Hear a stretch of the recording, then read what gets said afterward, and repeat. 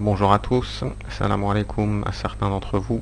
Donc malgré ce mois de jeûne, Ahmed Moalek continue ses vidéos quasi hebdomadaires. Je regardais plus trop, mais vu que je suis toujours abonné au pilori des imposteurs, j'ai vu que Moalek continuait. Et donc j'ai regardé quelques-unes des vidéos du pilori des imposteurs. Et du coup Moalek a réagi aux dénonciations du pilori, quoi. Parce que pilori des imposteurs, donc ouais, vous retrouverez dans la description, Inch'Allah, le lien de sa vidéo, a mis en ligne l'humiliation de Safia Tou. Elle a subi une humiliation auprès de l'imam Boussena. Je m'excuse d'écorcher son nom, je connais pas trop. Il a tenté de lui expliquer et elle s'est fait humilier en fait parce que la question était simple. Elle n'a pas répondu à une simple question. Elle répétait les versets sans queue ni tête, sans logique en fait.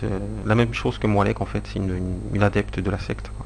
Donc une humiliation et du coup le gourou face à l'adepte humilié s'est senti obligé de réagir. Et donc là ça doit faire... il a déjà fait une vidéo de 3h30.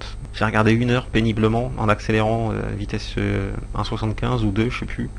Ouais c'est pareil, il y avait des choses qui étaient marrantes. Enfin marrantes. Il dit des bêtises quoi.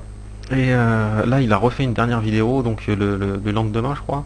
Bon, là, c'est une petite demi-heure et il croit poser une question intelligente, en fait. Mais sa question est totalement débile. On va écouter sa question.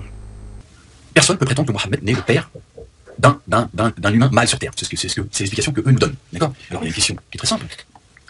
Vous prenez un père de famille, un couple, qui a un fils. Ils ont un fils, et malheureusement, heureusement pour certains, il est décédé. Il avait un jour, il avait une semaine, il avait 6 mois, il avait 1 an, il avait 4 ans, il avait 10 ans, il est décédé. Est-ce qu'on peut considérer que le père, à partir du moment où il a perdu son enfant est décédé, n'est plus le père de cet enfant? Est-ce qu'il n'est plus à ce moment-là, il n'est plus le père de l'enfant? Ou est-ce qu'on peut dire que si, il est bien le père de cet enfant, et il le restera, dans l'absolu, tout le temps il restera le père d'un enfant décédé à l'âge de 5 ans. Mais il est bien le père, il a bien été le père de cet enfant. Alors, comment on fait maintenant? Comment on fait maintenant? Vous allez me dire, oui, mais Ahmed, Dieu explique qu'il n'a pas laissé d'enfant. Oui, mais Dieu il est précis quand Dieu parle. Sinon, là, tu vois, vous êtes en train de nous décrire une fois encore les failles d'un Dieu, tu vois, faillible. Dieu, quand il parle, il est très précis. D'accord? C'est un livre minutieusement détaillé.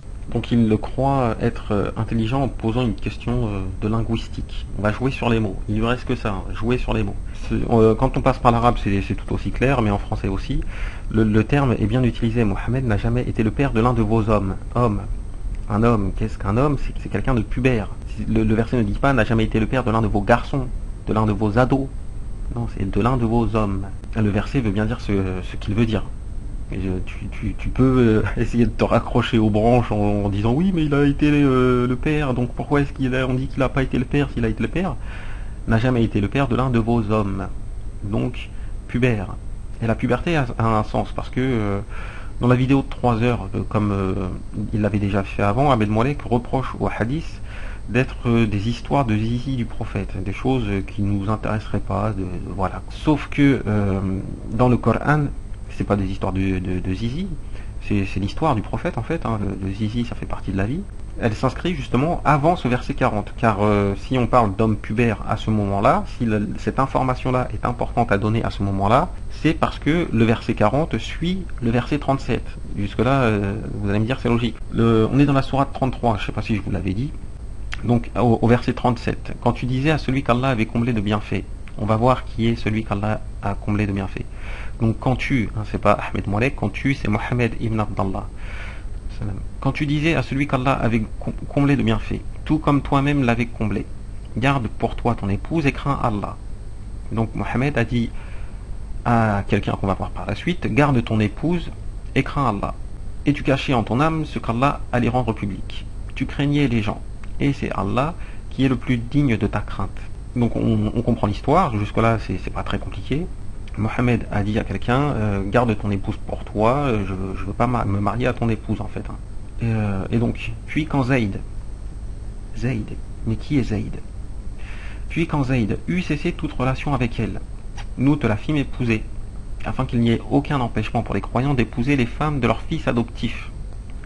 Quand ceux-ci cessent toute relation avec elle, le commandement d'Allah doit être exécuté. Donc Zayd, on le comprend dans ce verset, est le fils adoptif de Mohammed. Il est en âge pubère, c'est un homme, Zayd. Et il a épousé une femme. Ce verset-là nous raconte que Contrairement aux lois qui régissent les liens du sang, qu'un père n'épouse pas la femme de son fils, même s'il divorce, dans le cadre d'un fils adoptif, d'un enfant adoptif, ces règles-là ne s'appliquent pas.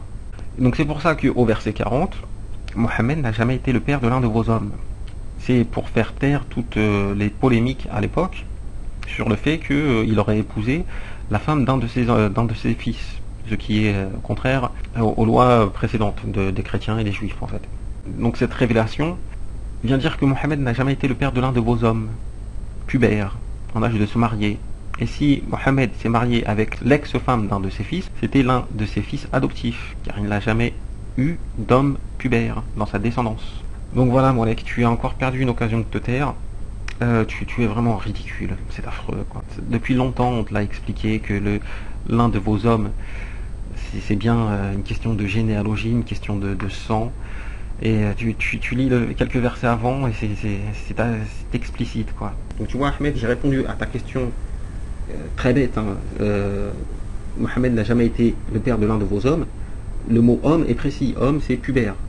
Et pourquoi est-ce que c'est pubère et pourquoi c'est à ce moment-là? Parce que dans le Coran, il y a des histoires de zizi, ne t'en déplaise. Donc maintenant que j'ai répondu à ta question, la réponse, j'espère qu'elle te conviendra, Inch'Allah, que tu arrêteras tes bêtises. Pourrais-tu répondre, si tu veux conserver ta croyance, parce que c'est pas parce que tu admets que tu t'es trompé sur ce verset que tu vas remettre en cause toute ta croyance? Maintenant réponds à la question de l'imam Boussema, s'il te plaît, et je me fais aussi le porte-parole de l'imam Boussema, ou Boussena, je sais plus.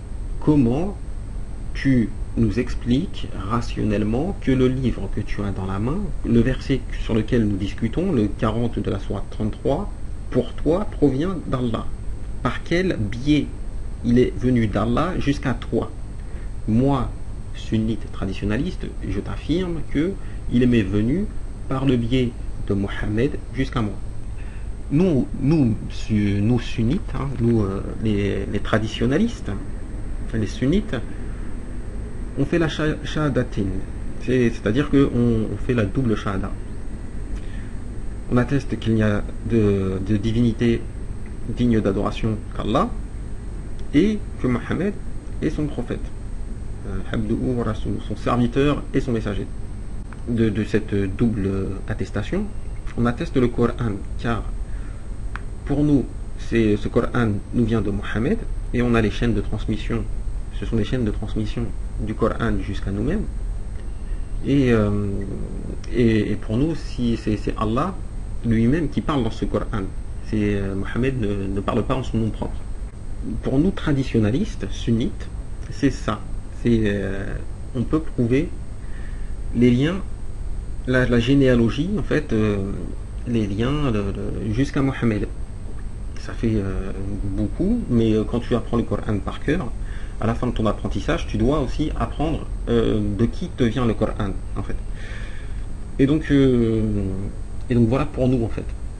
Et vous, coranistes, qui rejetez la sunna, en fait, la tradition, le lien, pas généalogique, mais le lien de génération en génération, prouvez-nous que le Coran provient d'Allah.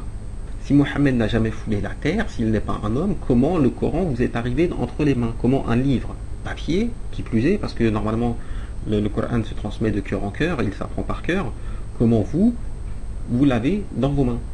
Expliquez-nous cette chose-là. Nous, sunnites, traditionnalistes, on va dire, on peut vous l'expliquer. Et on peut vous l'expliquer avec des faits et ainsi de suite. Vous, coranistes, expliquez-le nous. Voilà la question. Une fois que tu auras répondu à cette question, on va avancer. Bonne continuation à tous. Salam alaikum.